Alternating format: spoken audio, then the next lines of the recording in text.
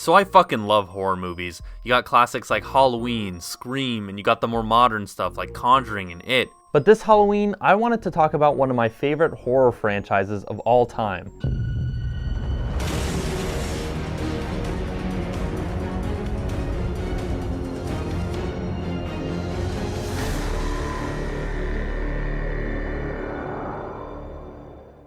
If you don't know, Saw is about a serial killer who kidnaps people that he thinks take life for granted. To punish his victims, he puts them into these deadly traps that he hopes will teach them the value of life. He wants them to know what it feels like to have to struggle for your own life.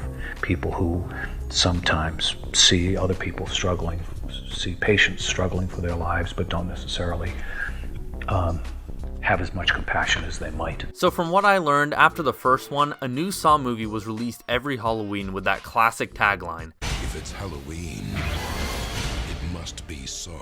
I was a little late to the party though, because I only got into the franchise once the 8th film was coming out. Titled Jigsaw, it was supposed to be a reboot of the franchise, kind of like Scream 4, so I wanted to get caught up on the series before then.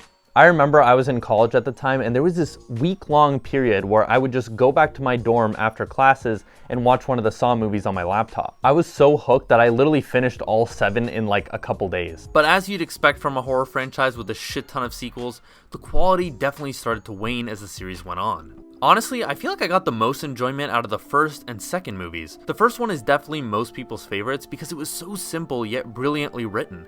For one, Dr. Gordon and Adam are still fan favorite characters of the series, even though they basically only had starring roles in one movie. Every sequel afterwards just kept on relying on the craziness of the traps and didn't give much attention to the people in them. For most of these guys, you're kind of just waiting to watch them fail the trap, but in Saw 1, the movie wants you to root for these two. The story also helps develop these characters by giving you bits and pieces of their backstory through flashbacks that slowly make you understand why everything is happening. It's such a good idea because usually in movies, flashbacks can ruin the pacing of a story by taking you out of the action to deliver boring exposition. But in this case, it gives us a better look into this world and slowly gives us answers to what we're watching. I also love the creepy visuals associated with the main villain of the series, John Kramer, or as you might know him as, Jigsaw. His costume design was really interesting. They could have had him wear a generic ski mask or something when he kidnapped people, but instead they give him this sick black and red robe. I like to think that they wanted him to look like the Grim Reaper in a way,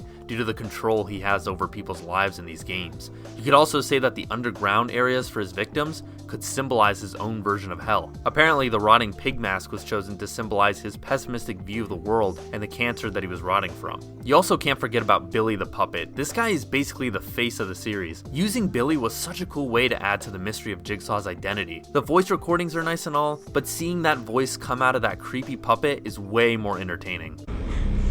You don't know me, but I know you. I want to play a game.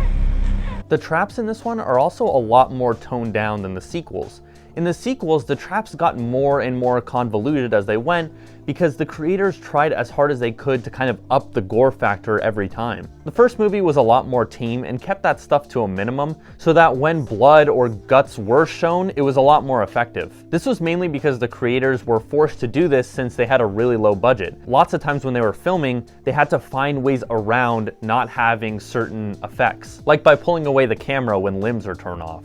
And finally, to cap off the formula that all future Saw movies would follow, this movie ends with a damn good twist that changes your entire perspective on the story that we've been watching thus far. You also can't forget that amazing theme composed by Charlie Clouser. I feel like it's only so good because it plays at the end of every movie when the twist is revealed, so that feeling of satisfaction you get is kind of associated with that theme. By the way, for anyone who hasn't seen the first Saw movie or has never watched a Saw movie before, I'm gonna start talking about spoilers for the sequels, so in that case you can click off if you want.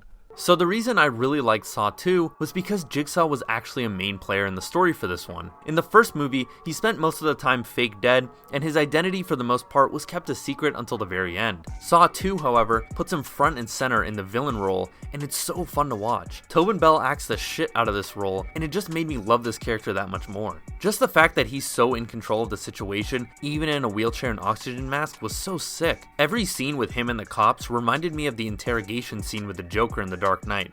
but like, imagine that as the whole movie. Saw 2 also had one of the most clever twist endings in the entire series. The fact that the whole game wasn't even happening in real time and was just a recording from the past was insane. This movie also started Saw's big overarching storyline, which was built upon by every sequel afterwards. To me, this is the reason why I think the Saw series is so addicting. Every sequel after this one picked up where the last one left off, and every twist revealed to us that a bunch of crazy shit was happening in the background of the previous films that we just never knew about. For people who've watched the entire series before, you can tell that the story was getting really convoluted by the end, and at some points just didn't make any sense by the grand scheme of things. The main thing people make fun of is that there's always a new secret apprentice that Jigsaw had the whole time that was helping him with the traps. You had Amanda, Detective Hoffman, Jigsaw's wife, and they even had the balls in Saw 7 to surprise us by revealing that Dr. Gordon, the protagonist from the first movie, was also helping Jigsaw since then. Even the Saw video games mentioned 2 secret apprentices,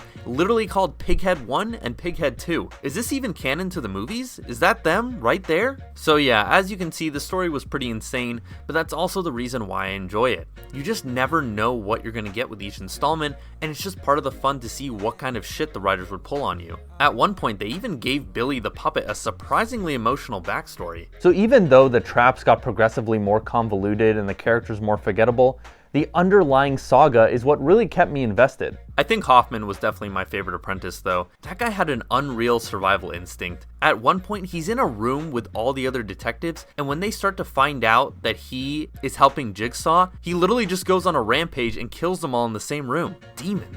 I always thought the end of the original series was really cool too. Hoffman burns up all the evidence, and you see the Billy puppet just sitting there, waiting to be destroyed, symbolizing the end of the franchise. Hoffman walks out, gets surprise kidnapped by Dr. Gordon, and then you get that nostalgic montage of scenes from all the previous movies to really nail in that final twist. Not to mention, the whole time, you have arguably the best rendition of the Saw theme playing in the background.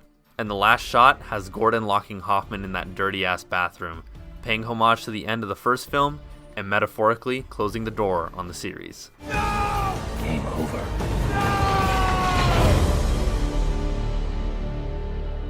That is until we got Jigsaw in 2017. So yeah, they tried to reboot the series, but it didn't really work. This sequel had no connection to the previous film's overarching story, which admittedly sucked for die-hard fans of the series. You could probably guess that I was super disappointed after coming out of the first 7 movies fresh the week before. Instead, it was just a bland Saw film that didn't add anything new to the formula. The trap sequences even took place in this sunlit barn, which took away from the more grimy, claustrophobic atmosphere of the first 7 movies. All that stylized editing is gone.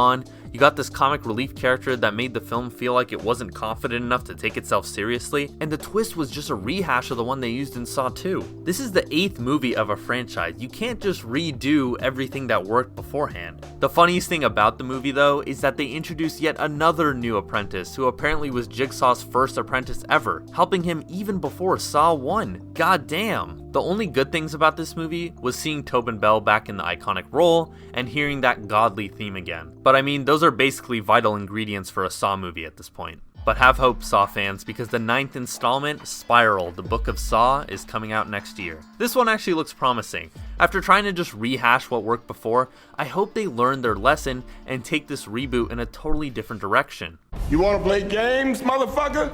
So overall, I enjoyed my time with the Saw series. If you want my ranking of the first 8 movies and a full written review for Jigsaw, you can go to my site linked in the description. It's safe to say that my favorite is probably still the first movie. The story behind it is surprisingly really inspiring, and it's crazy to think this whole thing started with just 2 good friends and a script. It's interesting because every sort of fantasy, for want of a better word, that I'd had about this film came true. It's almost like, positive affirmations, it's not a bunch of bullshit. Like, everything that I used to constantly think about seemed to happen. So yeah, thanks for watching, and be sure to like and subscribe if you enjoyed the video. And if you're a big Saw fan, you probably should subscribe because, let's be honest, no matter how many sequels they make, I'm probably gonna be here to talk about them.